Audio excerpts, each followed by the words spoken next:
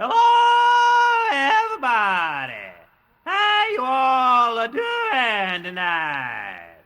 We got a nice little radio special all worked up for you. We got the residents, we got other special guest stars. How about that? Well, here we go. Good. And there they are, ladies and gentlemen, the residents from San Francisco. This is Sid Powell in the RAO studios in Houston, Texas. I'm here with Mr. J. Clem, representative of Ralph Records. The residents themselves are in the studio with us, but are refusing to join us in the interview. They are apparently content to walk around the studio banging on instruments and making strange noises. Now, perhaps Mr. Clem will tell us the very interesting story behind the selection we just heard, Death in Barstow from the residents' EP, Baby Fingers. Glad to, Sid. Baby Fingers was originally the third side of Fingerprints, the Residents' latest album. The Residents had recorded a three-sided LP to be released as such. Ralph Records disapproved this action due to the economic infeasibility, and a compromise was reached in which this extra material was pressed into an EP and is included with the Fingerprints Collector's Edition. Well, that's very interesting. Perhaps you can explain another story then, Mr. Clem. I understand that the residents simply hate and abhor the Beatles. What can you say about that? Sid, that's absolutely false. The residents do not hate the Beatles. They have simply expressed an attitude which indicates boredom with the present-day rock and roll culture. All right, then, perhaps you can explain to me why the rumor is currently running rampant through Australia that the Beatles are, in fact, the residents.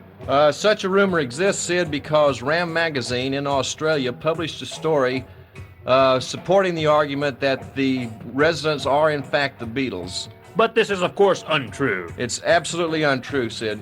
But then maybe it explains why the residents have released their new single with a Beatles song right on it. Well, it may or may not explain that, Sid. It just so happens, though, the residents did record Flying, a Beatles tune from the Magical Mystery Tour album.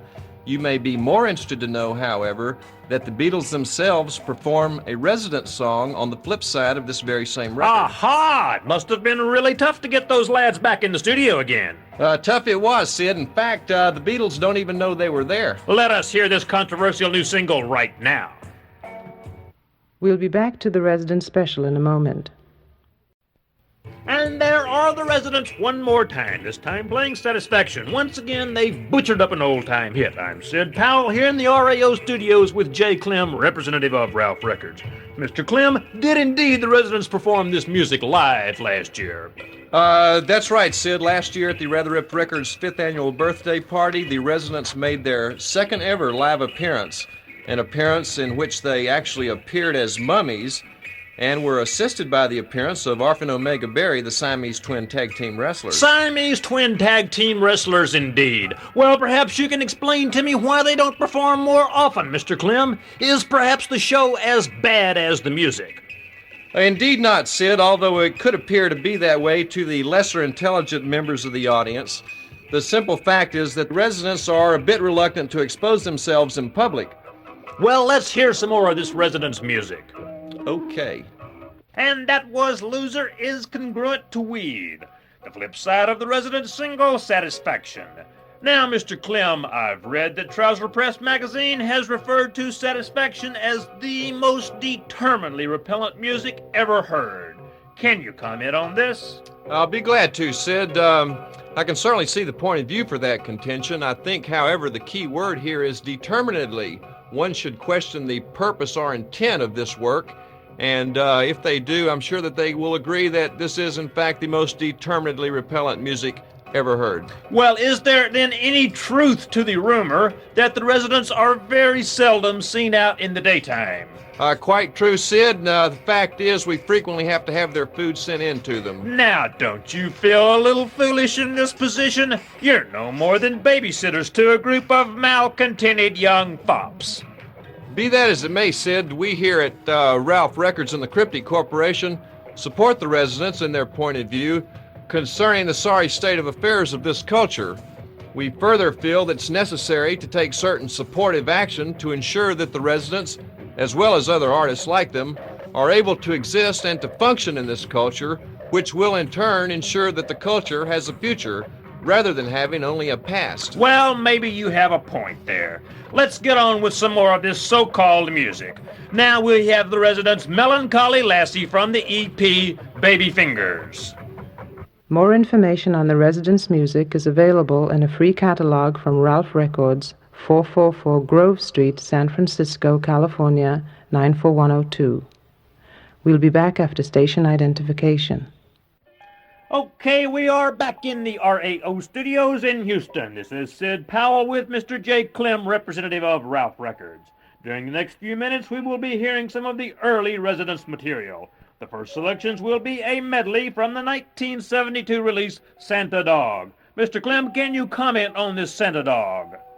Sure enough, Sid, Santa Dog was the Residents' first press record. It represents their 1972 Christmas card, as well as being the first official Ralph Records release. Well, I understand that the last few copies of this recording went for the ridiculous price of $25. Is this true? Absolutely true, Sid. In fact, it was quite a deal at $25. I understand if somebody wanted to buy one today, they'd have to go as high as 50 smackaroos. Well, wonders never cease. Let's hear some of this Santa Dog. Next, we travel further back in time to the days of the Residents' very beginning. Now, I understand that the Residents at this time were working with and highly influenced by two figures, the mysterious Senada and the British guitar player Snakefinger Lithman.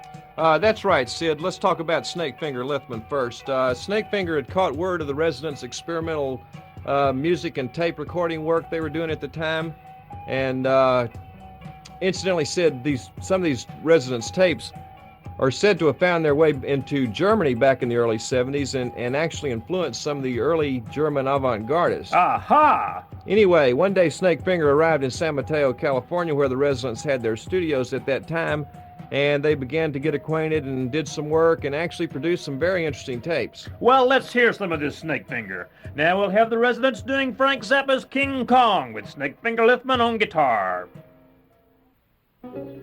Now, Mr. Clem, I understand that the mysterious Senada was highly influential on the Residents' philosophic background. Now, how can this be, since he has been said to speak no English? Well, Sid, it is true that the mysterious Senada spoke very little, if any, English.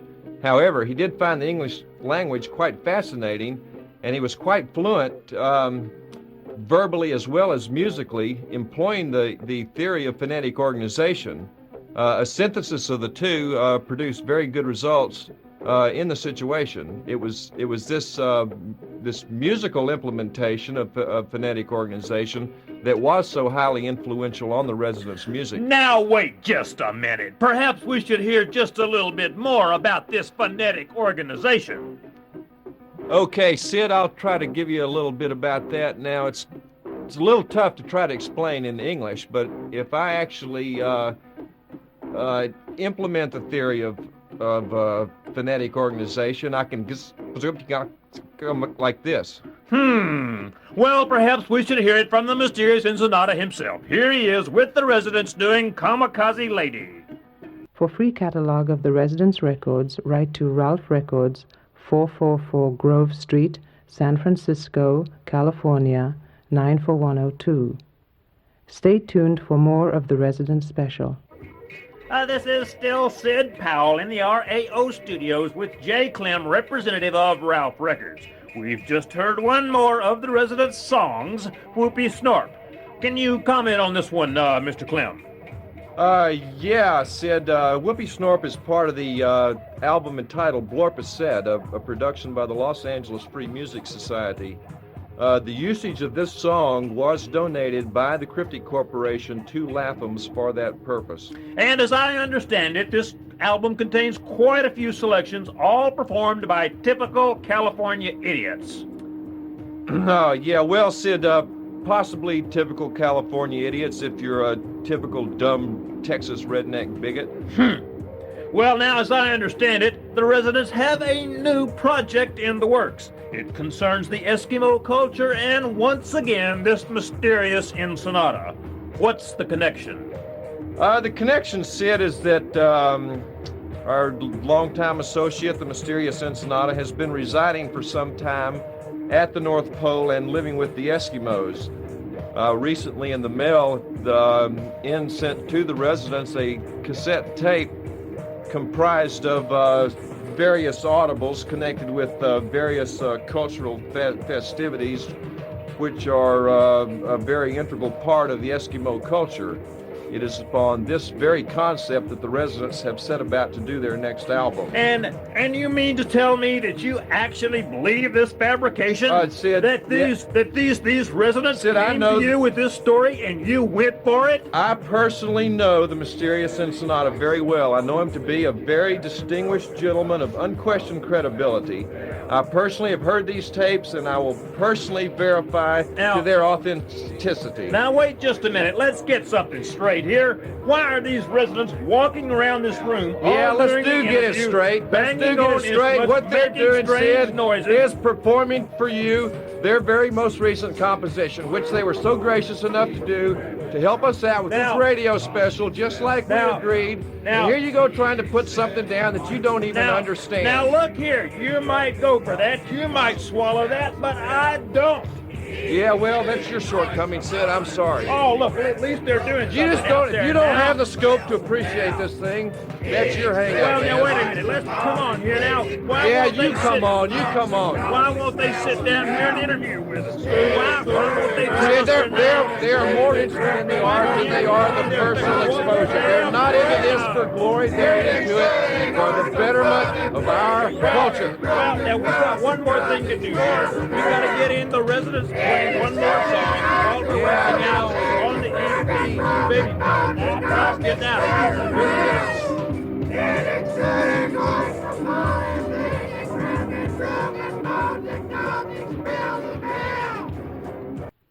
The Resident Special was produced by the Cryptic Corporation in cooperation with RAO Studios, Houston, Texas.